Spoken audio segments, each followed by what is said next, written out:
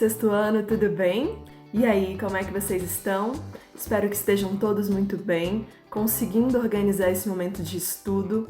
Saibam que é um prazer imenso estar aqui com vocês para mais uma aula. Sextou, meu povo, ânimo, alegria, força para você nos seus estudos e conte comigo, viu?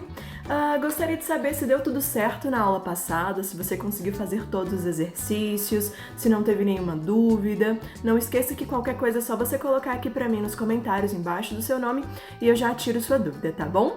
E a gente inicia a nossa aula de hoje dando uma sequência às nossas reflexões, que esse momento é muito bacana, né? E então eu fiz uma pesquisa a respeito do desmatamento, meus amigos, e é algo que está literalmente preocupando não somente o nosso país, mas a questão do mundo inteiro. Por quê? Nós paramos para analisar, por exemplo, a vida humana, né? E isso é muito trabalhado no nosso texto, né? Do mito, o poder do mito. A gente veio fazendo a leitura e nós verificamos o quanto aquele índio, ele mostrou pra gente a importância do cuidado com a natureza, certo? O respeito pela natureza, porque ao respeitá-la, ela vai estar trabalhando de uma forma harmônica conosco. E a partir do momento que a gente desmata, o que acontece? O homem também sofre. Exatamente. Ele sofre tudo o que ele pratica para com a natureza, né? Então, assim, o desmatamento no Brasil, ele vem causando um impacto ambiental jamais visto. Exemplo disso é a própria Mata Atlântica, né? Estamos falando, então, do ato dela apresentar menos de 3% do seu território original atualmente. Olha isso. É preocupante, meu povo. É preocupante. E a grande pergunta que fica é, e você? Como é que você está contribuindo para a proteção da natureza? Coloca para mim aqui nos comentários e a gente vai dando continuidade. Pega o seu material, eu já peguei o meu. Sente-se num lugar confortável, arejado, tranquilo e foco. Bora! Nossa meta do dia! Vamos lá!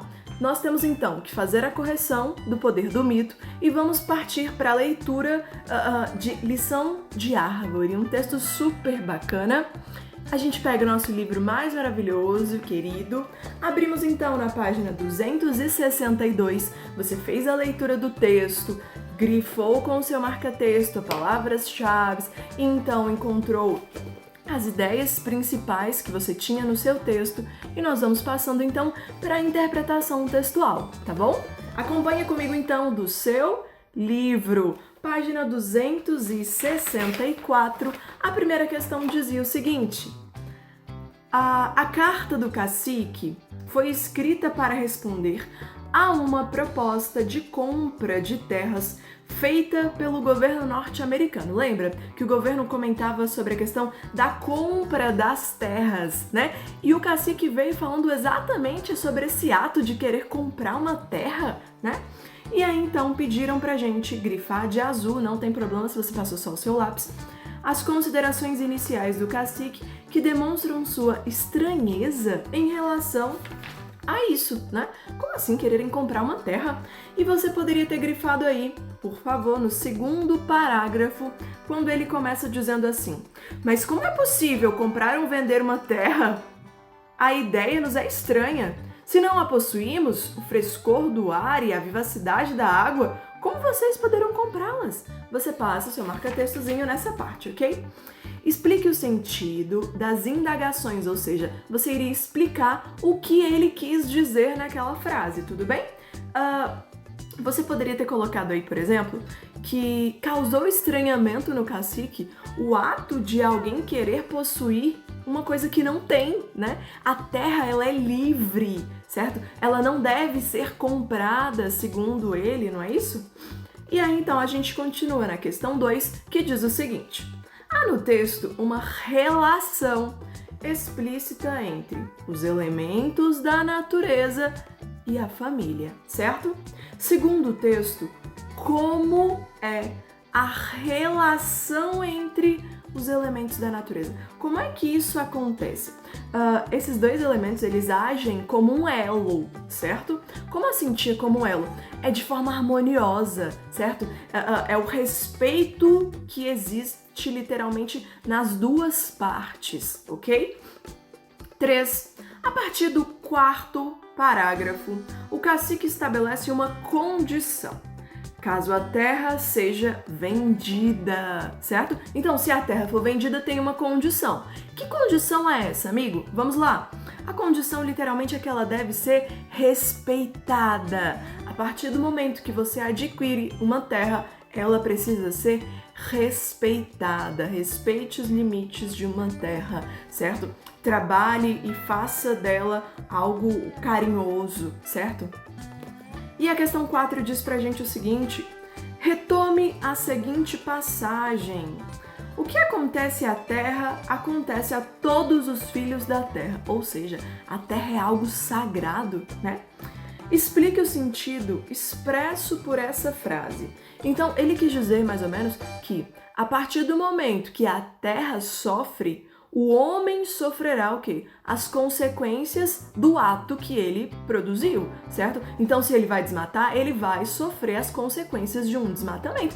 E é o que muitas vezes a gente vem sofrendo. A questão das enchentes, das inundações, certo? A questão da própria poluição causada pelo próprio homem. Isso acontece futuramente do quê? Do reflexo, certo? Em determinada passagem, o cacique revela seu temor pela chegada da tecnologia às terras. Grife de vermelho ou com o seu próprio lápis, sem problema, a passagem que ilustre essa afirmação. Ele coloca pra gente uma partezinha que diz assim, ó, sobre os fios que falam, né? O que seria essa história dos fios que falam? Lógico que eles usam algo metafórico, né? Mas os fios que falam são esses telégrafos, né? A questão do poste, colocando lá a energia elétrica, a questão da fiação do próprio telefone, né? Então ele começa trabalhando com a ideia de que é algo que está sendo inserido em um meio que nunca ouviu, né? Que nunca ouviu falar a respeito daquilo, e isso assusta o cacique, porque é uma inserção da própria tecnologia dentro das terras indígenas, né? E então a gente continua na questão 6. O cacique acredita que a interferência do homem na natureza acarreterá o fim da vida e o início da sobrevivência. Eu lhe pergunto, você pesquisou qual é a diferença entre viver e sobreviver? Porque você precisava disso para responder essas questões, ok? Então, nesse contexto, qual é a diferença entre viver e sobreviver? O ato de se viver é estar em harmonia, né? É literalmente algo leve, tranquilo, puro, diferente da sobrevivência. Sobreviver é você lutar, batalhar e literalmente batalhar para não morrer, né? A questão 7 diz: de acordo com o último parágrafo da carta, o cacique acredita que o homem branco também é o filho da terra. Em sua opinião, o homem branco também tem o mesmo respeito à natureza revelado pelos indígenas? Meus amigos, o que vocês colocaram aí no livro de vocês? Gostaria muito que vocês colocassem para mim aqui nos comentários, e aí a gente pode ir trocando uma ideia, eu posso responder nos comentários. Por favor, eu tô adorando essa interação, adorando a galera que coloca lá a opinião, a reflexão que faz. Saibam que isso é muito gratificante para mim, tá bom? Então eu aguardo sua resposta aqui embaixo. E aí então, a questão 8 diz: a data em que a carta foi escrita ela é incerta, não sabemos, né? Estima-se que ela tenha sido redigida, ou seja, produzida, por volta ali de 1852. Apesar de tanto tempo ter passado, você considera o conteúdo dela, o assunto que nós temos nessa carta, é atual? E aí, o que você colocou? Você acha que isso existe ainda? Coloca pra mim aqui, vamos lá? Então, gostaria agora de elogiar o trabalho de todo mundo que tentou fazer o cartaz, que postou ou que mesmo deixou em casa, né, que não tem a rede social, mas gostaria de dar os parabéns.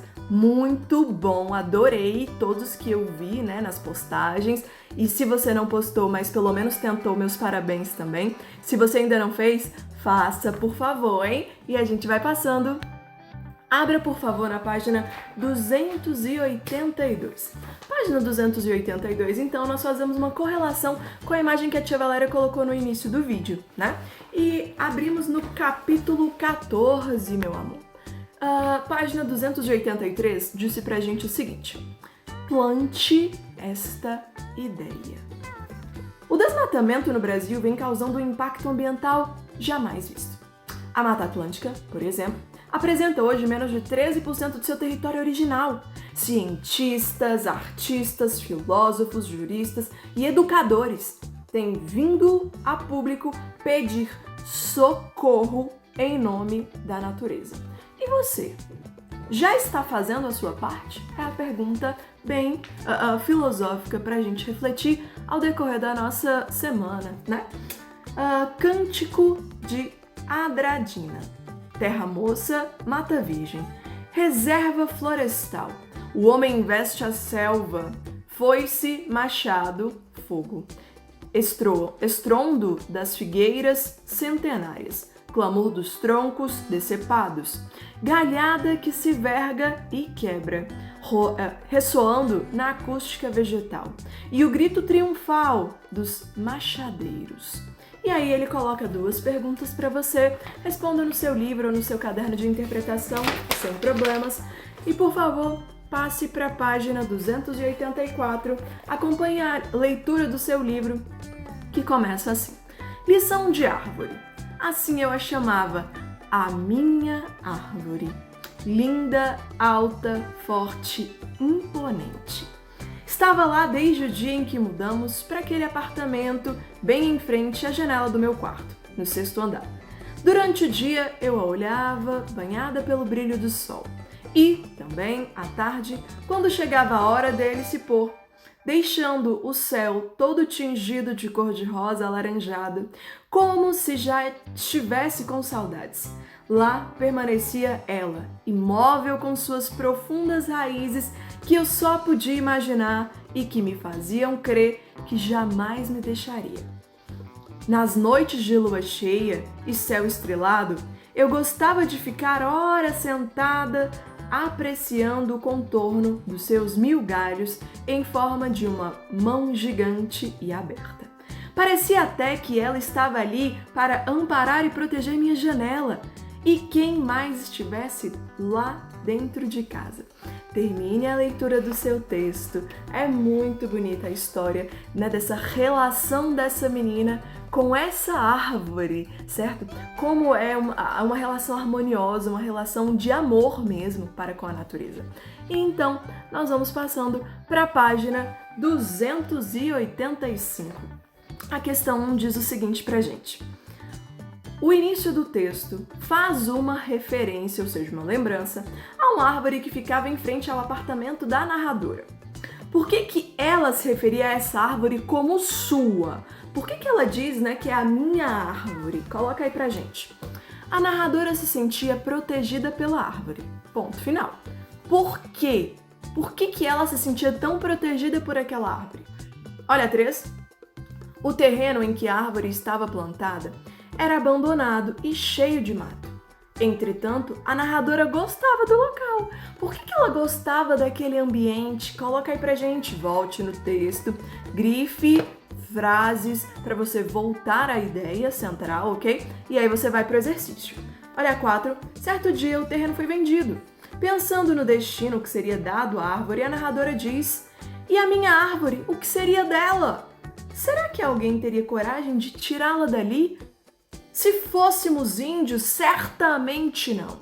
O que ela quis dizer com a referência que é feita aos indígenas? Coloca aí pra gente. Lembre-se do texto que nós fizemos a leitura no último vídeo, tá bom? Né? Do poder do mito que a gente acabou de corrigir. Olha a 5. Ao referir-se ao ser humano, né, civilizado, a narradora afirma: hoje somos homens civilizados que matam, derrubam e destroem. A dica que eu te dou é: pesquise o significado de civilizados, né? De homem civilizado, o que quer dizer. Aproveita mesmo aqui a internet, joga lá no Google, homem civilizado, o que isso significa, né? Vai te ajudar a responder isso. Destaca-se nessa passagem o emprego de uma ironia. A personagem foi irônica quando disse que o homem ele é civilizado, ok? E pediu para você explicar essa questão, tá bom? 6. Ao final do texto, a narradora agradece a árvore por tê-la ensinado a amar e compreender. Levante hipóteses. O que ela de fato compreendeu, entendeu com toda essa situação? O que ela pôde guardar para a própria vida, né? De conhecimento em si. Em seu bairro, há casos de árvores que foram cortadas para dar lugar a prédios, edifícios? E aí, onde você mora? Você tem ideia, né? Se foi cortada árvores para construção de alguma coisa? O que você acha dessa prática? Você vai colocar pra gente a sua opinião a respeito do assunto, né? Do ato do desmatamento para construção de prédios, entre várias outras coisas. Meus amores, eu vou ficando por aqui. Um beijo enorme para cada um de vocês. Bom final de semana, viu?